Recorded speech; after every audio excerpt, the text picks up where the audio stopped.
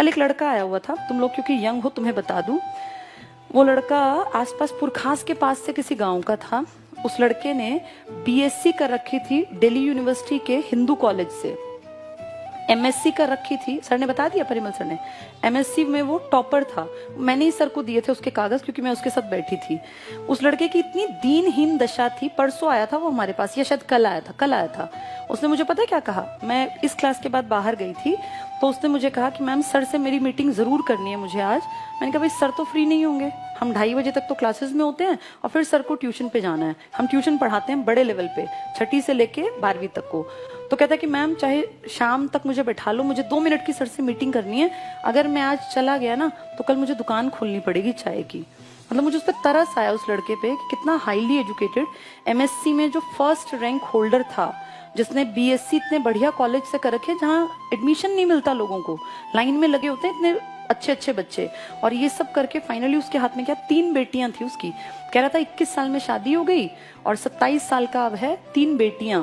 सोचो कितनी जिम्मेदारी, उम्र कितनी, 27 साल। और अब फाइनल स्टेज क्या थी कि अगर कल मेरी मीटिंग नहीं हुई, मुझे जॉब नहीं मिली, तो कल मैं दुकान पे बैठ जाऊंगा चाय की पे। आप ये देखो कितनी दयनीय दशा है किसी इंसान की पढ़े लिखे की। मतलब मुझे तरस आया कि इतना पढ़ लिख के उसको चाय बनानी पड़ेगी, फिर क्या फायदा हुआ इतनी पढ़ाई लिखाई का। दिक्कत क्या थी, वो अपने घर में इकलौता पढ़ा लिखा था। वो मूवी है ना 3 इडियट्स, देखी हो तो, वो एक पोस्टमैन का वो लड़का था, उसका एक डायलॉग था बड़ा अच्छा, जो जिंदगी में सच में समझने की चीज है कि जो गरीब परिवार में एक आधा पढ़ जाता है ना, तो माँ बाप को लगता है ये हमारी सारी गरीबी मिटा देगा। उस लड़के से वही एक्सपेक्टेशन थी 9 भाई बहनों की और माँ बाप की कि ये हमारी गरीबी मिटा देगा। उस पर धड़ल्ले से पैसा लगाया, पानी की तरह पैसा जाता है। तुम अगर पढ़े लिखे हो तुम्हें पता होगा, बीएससी एमएससी ऐसी ही नहीं होती, रोज आवाजाही में बहुत रुपए खर्च होते हैं, कहीं रहोगे पढ़ोगे तो पैसा लगता है, फ्री में कुछ नहीं होता। और फाइनली क्या है, आज वो बेरोजगार, 3 बेटियों की जिम्मेदारी उसके ऊपर है। और उसने ये कहा मुझे लिटरली कि मैम 20,000 तक की नौकरी अगर मुझे मिल जाए तो मेरे बच्चों की रोटी चल जाएगी। मतलब दया का भाव आया, ये नहीं कि बहुत काबिल है, ये कि इस बेचारे की हालत क्या है। उसको मैंने कहा तुम्हारी जिंदगी की सबसे बड़ी गलती पता है क्या है? तो उसने कहा कि नहीं पता। नहीं, उसने मुझे कहा कि हाँ शादी। मैंने कहा नहीं, शादी तो कोई गलती नहीं होती, तुम्हारी सबसे बड़ी गलती ये है कि तुम्हारे पैरों के नीचे जमीन नहीं थी और तुमने बहुत ऊंची उड़ान भरने की कोशिश की। ऊंचे सपने देखना कभी गलत नहीं होता, पर हम आम लोग जो है ना, आम लोग, उनके पैरों के नीचे अगर धरातल है ना तो ही वो ऊंची उड़ान ले सकते हैं। अब तुम्हें अगर जंप लगानी है तो तुम नीचे धरती पे प्रेशर लगा के अपनी बॉडी को आगे की तरफ फेंकते हो। उसके पास धरातल नहीं था, उड़ान ऊंची भरने की कोशिश, तो औंधे मुंह तो गिरना ही गिरना था। किसी भी इंसान को सबसे पहली चीज देखनी चाहिए, मेरी असली स्टेज क्या है। अगर वैसे थोड़ी कड़वी जबान में कहूं तो अपनी फाइनेंशियल औकात देख के आदमी को स्टेप लेना चाहिए, और उसमें मैं भी शामिल हूं। मैं तुम्हें नहीं कह रही हूँ। मेरे फादर इकलौते अर्निंग हैंड थे, हम 4 बहनें थी। ये हमें बचपन से दिखता था कि हमें पढ़ लिख के काबिल बनना पड़ेगा, हमारे पास कोई दूसरा जुगाड़ नहीं है। हमारा ये नहीं है कि पिताजी पैसा लगा देंगे और हम कहीं चले जाएं कि हम कामयाब हो जाए, नहीं, पढ़ना पड़ेगा। अपनी असलियत पहचानी 12th क्लास में। मेरे उस टाइम पर 82% मार्क्स थे, तब बहुत बड़ी बात होती थी। 82% में लोग पता नहीं कहाँ हवा में उड़ते थे। तब मैंने ये बिल्कुल नहीं सोचा कि मैं डीयू ज्वाइन करूं या मैं डीयू जाऊं, मैं दिल्ली से ही थी। तब मैंने सोचा कि मैं कैसे क्या करूं कि मैं 2 साल में इंडिपेंडेंट बन जाऊं। और तब डाइट में एडमिशन हुआ करता था, एंट्रेंस टेस्ट। 12वीं करते ही, जैसे 12वीं के एग्जाम खत्म हुए, अगले दिन एनसीईआरटी उठाई थी 6ठी से 10वीं तक की, सारी गो थ्रू हो गई। मेन चीजों को रजिस्टर में लिखा। सबसे पहले नोट्स थे वो मेरे, जो मैंने नौकरी के लिए बनाए थे। तब मेरी एज महज 17.5 साल की थी। 17 साल और साढ़े भी नहीं थी पूरी, क्योंकि दिसंबर मेरा बर्थ ईयर था। 17 साल 4 महीने मेरी उम्र थी जब मैंने पहली बार नोट्स बनाए अपनी नौकरी के लिए। और उसके बाद फिर मैंने कभी पीछे मुड़ के नहीं देखा। फिर डाइट किया, डाइट करते करते समझ में आ गया कि नौकरी पहली प्रायोरिटी है। तुरंत से तैयारी की, नौकरी मिल गई। नौकरी के बाद मुझे ये था कि मुझे बहुत आगे बढ़ना है, क्योंकि अपने ऊपर क्षमता पे अपने पे होता है, मैं कुछ कर सकती हूँ। उसके बाद नौकरी करते करते मैंने बीएड का एंट्रेंस दिया, इग्नू का, 2007 में। ऑल ओवर इंडिया मेरा फर्स्ट रैंक आया। मुझे भी नहीं पता था कि फर्स्ट आएगा, और मुझे ये था कि पास हो जाएगा, पर मैं मेंटली फ्री थी क्योंकि मेरी कमाई आती थी। 2007 तक तो मेरी कमाई बहुत बढ़िया हो गई थी। तब तक पे कमीशन आ गया था 2006 का, उसमें मेरा फर्स्ट रैंक आया, ऑल टाइम हाईएस्ट। तब तक वही था, मुझे आज का नहीं पता। 2007 तक इग्नू में 100 में से 84 नंबर का रिकॉर्ड था जो मेरे थे। उसके बाद अब 10-12 साल बीत गए, हो सकता है वो किसी ने ब्रेक भी कर दिया हो। उस टाइम पे मेरी बेटी 7 दिन की थी जब मैं उसको लेके इग्नू गई थी। इग्नू में हेडक्वार्टर में। और जब बच्चा बहुत छोटा होता है, इन्हीं दिनों उसका बर्थ था 7 नवंबर का, 14 नवंबर की मेरे ख्याल मेरी पता नहीं 12 की मेरी रिपोर्टिंग वगैरह थी, वहाँ कागजात चेक होते हैं। तो मैं अपना शॉल वॉल पूरा ढक के जैसे जाते हैं बच्चा होने के बाद, जैसे तुमने माँ को देखा भी होगा, तो वहां सबका एटीट्यूड पता है क्या था कि ये ऐसी कोई महिला आ गई है। वहां सब लोग बैठे हुए थे हॉल में।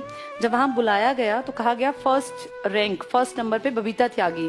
जब मैं उठ के गई तो सबकी आंखों में ये होता ना कि अजूबा की इसका फर्स्ट रैंक है, क्योंकि वो मुझसे, मेरा जो भेष था उस टाइम वो ऐसा नहीं था ना कि भाई मैं फर्स्ट रैंक होल्डर हूँ। अब मैं ऑलरेडी जॉब में हूँ, ये उनको थोड़ी पता था। तो मैम ने मुझे पता है क्या कहा, वो काफी बड़ी अधिकारी थी, उन्होंने कहा I am proud of you. तो मैंने बताया कि मेरी बेटी है मेरे पास, तो उन्होंने कहा I am proud of you. मतलब वो घटनाएं जो है ना लाइफ में, वो आपको मोटिवेट करती हैं कि आप और आगे बढ़ें। 2003 से मैं नौकरी में थी। 2015 में जब आईसीएस बहुत बढ़ गया, तब फाइनली मैंने डिसीजन लिया कि अब मैं और अच्छा कर सकती हूँ नौकरी से बहुत बेहतर। तब मैंने अपनी जॉब से रिजाइन किया। 31 अक्टूबर 2015 को मैंने अपना रेजिग्नेशन लेटर लिखा, और अनएक्सपेक्टेड था वो मेरे लिए भी, क्योंकि मुझे ये था नहीं, कोई प्लान नहीं था नौकरी छोड़ना, कि भी प्लान करके नौकरी छोड़ी गई। और नवंबर में मैंने 1 नवंबर को मेरा रेजिग्नेशन लेटर दे दिया था, 31 को शाम को ही दे आए थे हम। तो आप ये मानो कि जिंदगी जो है ना, उसको आगे अगर बढ़ाना है तो पैर जमीन पे रखने पड़ेंगे। अगर मैं 2003 में सोचती कि नहीं मैं सीधे आईसीएस नाम की संस्था खोल दूंगी और मेरी संस्था बहुत चलेगी, तो मैं कहीं औंधे मुंह गिरी होती। मेरे जैसे कितने ही लोग हैं जो ये सोचते हैं। सपने देखना बहुत अच्छी बात है, लेकिन सपने देखने के साथ अपना एक बैकग्राउंड जो है ना हमारा फाइनेंशियल, हम कितने हैं, कहाँ स्टैंड करते हैं, ये पता होना बहुत जरूरी है। आज मैं कुछ भी चाहूं मैं कर सकती हूँ, लेकिन आज से 20 साल पहले तो मैं ऐसी नहीं थी ना। तब तो मेरे पास भी जितना तुम्हारे पास है उतना ही था। हम भी 2 ही कमरों के घर में रहते थे। मेरे पिताजी को बहुत अमीर आदमी नहीं थे, हाँ बस ये था एक सरकारी नौकरी थी, तो हम मेंटली फ्री थे। हमारी स्कूलिंग बहुत अच्छी रही, मैं अच्छे स्कूलों में पढ़ी, देश के अलग अलग कोनों में पिताजी के साथ हमेशा रहे, तो वहां से एक अपब्रिंगिंग अच्छी मान सकते हैं। लेकिन मेरे साथ के बहुत लोग थे जो पीछे रह गए, जो मुझसे ज्यादा इंटेलिजेंट थे, कारण सही टाइम पे सही डिसीजन ना ले पाना। तो तुम जितने लोग बैठे हो ना, जिंदगी के जिस पड़ाव में तुम अब हो, मैं तुमसे 15 साल पहले, 20 साल पहले इस पड़ाव में थी। इसीलिए बता रही हूँ, लाइफ मौके देती है, बस आपको समझ होनी चाहिए। अब जो ये कल लड़का आया था, ये 27 साल का है। अगर इसने 18 साल के बाद जेबीटी करके कहीं नौकरी ज्वाइन कर ली होती, तो आज वो लड़का लाख रुपए की तनख्वाह ले रहा होता। जो मेरे संगी साथी है ना, लाख रुपए से ऊपर सैलरी है। मेरी बड़ी सिस्टर की 1,10,000 से ज्यादा सैलरी पड़ती है, मुझसे सिर्फ 1.5 साल भर बड़ी है वो। तो आप ये देखो, वो लड़का ऊंची उड़ान, अच्छी बात थी, यूपीएससी कर जाता। कितने ही लोगों को मैं जानती हूँ जो हमारे साथ टीचिंग में थे, छोड़ के चले गए नौकरियां, कहीं कहीं अलग जगह, कोई बैंक पीओ में लग गया, कोई कहीं इसमें चला गया यूपीपीसीएस में, लेकिन पहले अपने पैर जमा लिए। तुम सब लोगों की भी यही राय है मेरी तो, कि कम से कम अपने पैर जमा लो। रीजनिंग जो पढ़ाते हैं ना पवन सर, इनका बेटा है, परिमल सर के छोटे भाई जो हैं, गवर्नमेंट जॉब में है वो भी। मेरी और उनकी ज्वाइनिंग 2 दिन के आगे पीछे थी, मेरी 5 अप्रैल की, उनकी 7 अप्रैल की। वो भी कर रहे हैं जॉब। उनके बेटे के 94% थे 12th में। 12th के बाद अब हमारे पास इस स्टेज में आके तो ऐसा नहीं ना कि पैसे की कमी है, या हम सोचें कि हम भाई बच्चे को ये ना कराएं, पैसे लगते हैं। हम तो कुछ भी अब कराने लायक हैं विद गॉड्स ग्रेस। लेकिन हमने उसको पता सबसे पहले क्या कहा, कि पहली प्रायोरिटी अपने पैरों पे खड़ा हो। हमारे बलबूते मत सोच कि मेरे पास इतना पैसा है कि मैं कुछ भी कर लूंगा। उसको सबसे पहले कहा अपने पैरों पे खड़ा हो, फिर जो तेरा मन करे ना पैसे कमा के वो करना। उसको जेबीटी में एडमिशन दिलाया दिल्ली में मार्क्स के बेसिस पे मिलता है। उसका डाइट में हो गया दरियागंज में गवर्नमेंट में, मेरे ख्याल 1000 रुपए फीस मुश्किल से गई होगी, 1000-1500, इससे ज्यादा की फीस नहीं है। मेरे टाइम 405 रुपए लगे थे, अब दुगनी हो गई होगी। आप ये देखो, वो लड़का चाहता तो हम कुछ भी करा देते, कोई भी महंगा कोर्स कहीं विदेश भेज देते, कोई बड़ी बात नहीं थी हमारे लिए। लेकिन सबसे पहली प्रायोरिटी क्या है, पैरों पे खड़ा हो जा। उसके बाद तेरा मन करे मुझे यूपीएससी करना है, मुझे पढ़ाना है, मुझे शेफ बनना है, वो कहता है मुझे इसमें इंटरेस्ट है होटल मैनेजमेंट में, तो कर लेना, पर पहले पैरों पे खड़ा हो जा। जिस दिन कमाई आ जाएगी ना, छोड़ के कमाई को, ये प्रूव करके कि मैं कुछ हूँ, मेरी कोई काबिलियत है, फिर करते रहना होटल मैनेजमेंट। तो ये देखो, जो समझदार है ना, वो सबसे पहले अपनी जमीन पकड़ता है। जमीन से उछाल ली जाती है, हवा में नहीं उछला जाता। जो हवा में उछलते हैं, फिर उनकी, वो कल वाले लड़के का एग्जाम्पल है, वैसी दुर्गत होती है। और मैंने बहुत करीब से ऐसे लोग देखे हैं जो बहुत काबिल थे, लेकिन वो कुछ नहीं कर पाए। घर और ये गाड़ी तो बहुत दूर की बात है, उस लड़के को रोटी खिलाने के मानदे पड़े हुए हैं। अपनी 3 बेटियों को कहाँ पढ़ाएगा? आज के टाइम में कितनी महंगाई है, सबको पता है ना। सरकारी स्कूल में पढ़ाने का टाइम थोड़ी है। अब तुम सोचो उसके कंधों पे कितनी जिम्मेदारी। इस जिम्मेदारी से दब के वो जिंदगी में कुछ नहीं कर पाएगा।